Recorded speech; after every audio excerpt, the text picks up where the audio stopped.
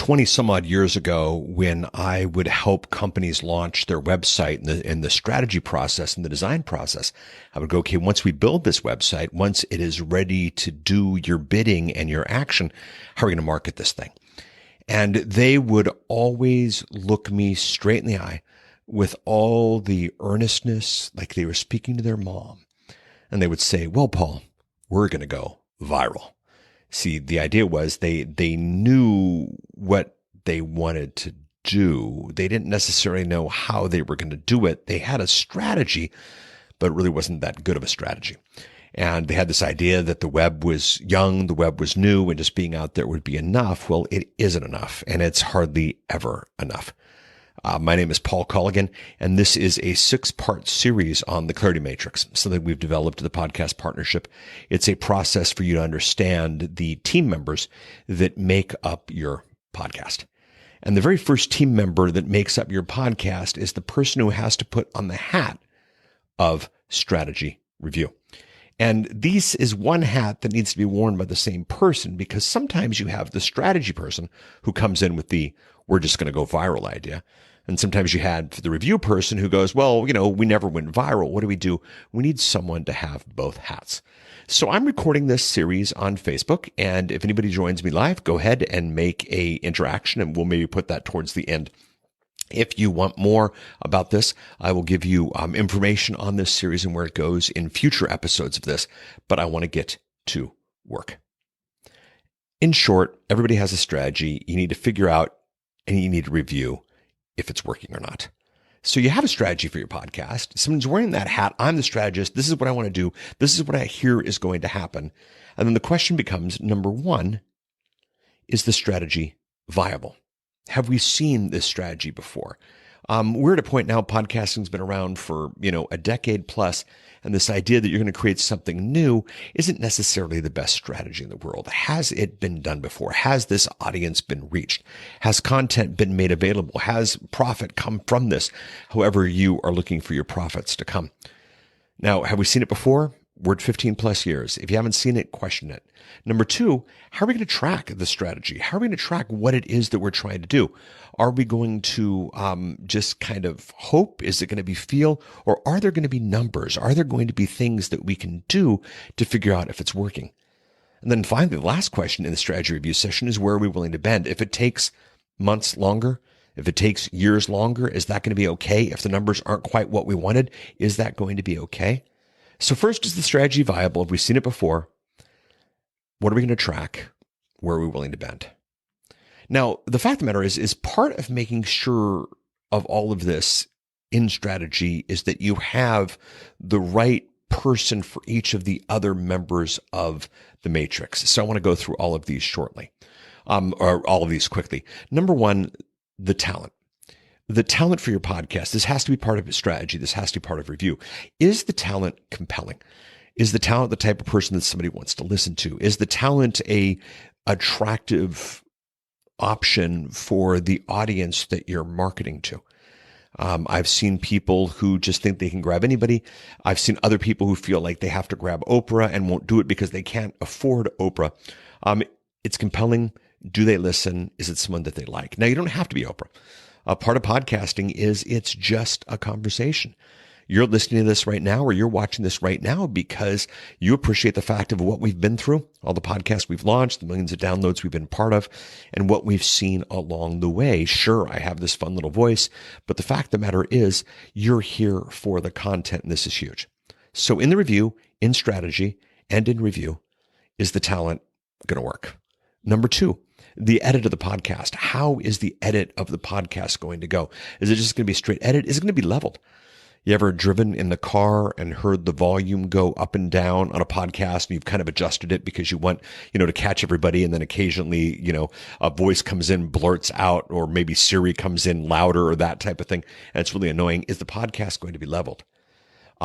Is there going to be continuity in style and size of the podcast? Is the podcast going to be ready for dynamic insertion? Are you going to be in a situation where later on down the line, is that even part of the strategy? Is that part of the review? Well, if you don't know, maybe you get ready for dynamic insertion. There's some really strategic stuff that goes from there. It's going to be easy to make changes. Are you going to keep project files? Are you going to do everything you need to change things later if it happens?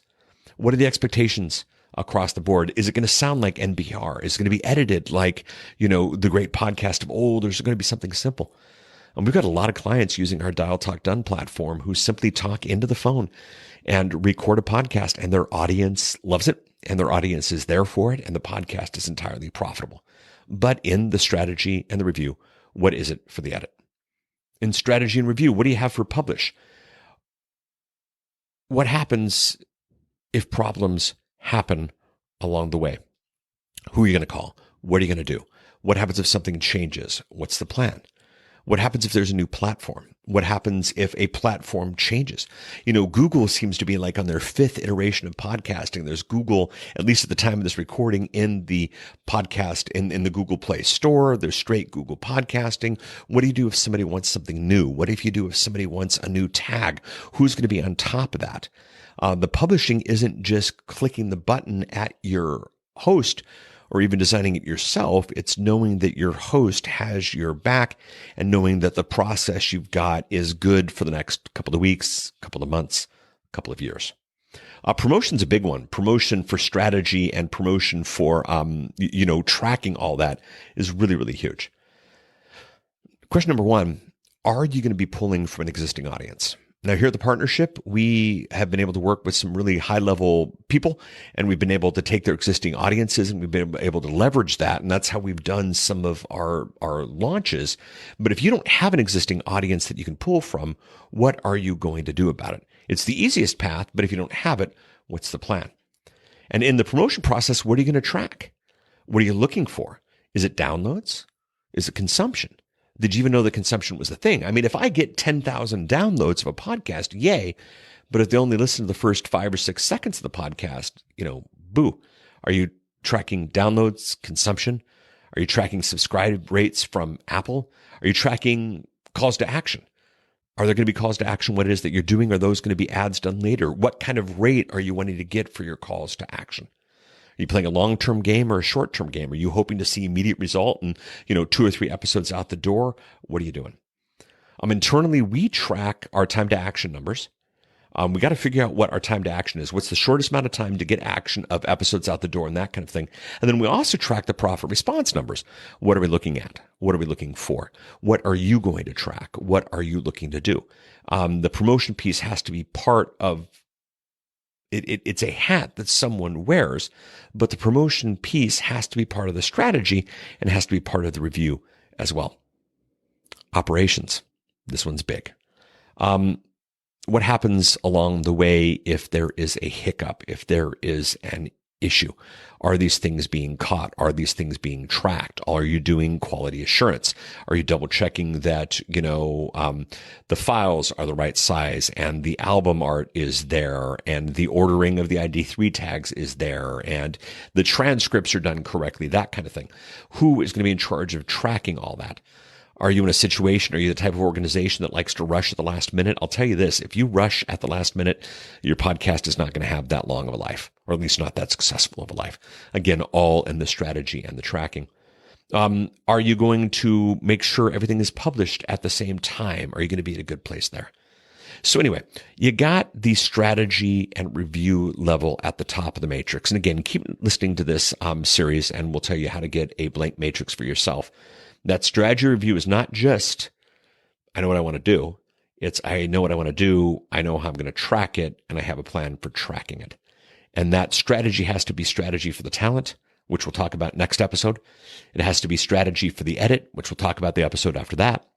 It has to be strategy for the publish, the promotion, and the operations, which again will be future episodes of this podcast. What is the strategy? How are you going to track it? And are you in a situation where someone will be able to know what it is that they're looking for? Having a strategy to learn along the way might be a very interesting strategy, but then, not knowing what you don't know and that kind of thing can get you to a bad place. There are different ways to start a podcast. There are lots of different things to do. But if you're going to take a look at the Clarity Matrix and if you're going to make sense of all of this, You want to deal with the questions we chatted about on this episode. And of course, you'll deal with the questions we have on future episodes. Thank you so much for participating. For those of you who caught this live, thank you. For those of you who have questions later, you can go ahead and add those. For those of you listening to this on the podcast, make sure you listen to the next episode. We'll tell you more about how to get your blank clarity matrix. Thank you so much. Chat with you soon. Bye.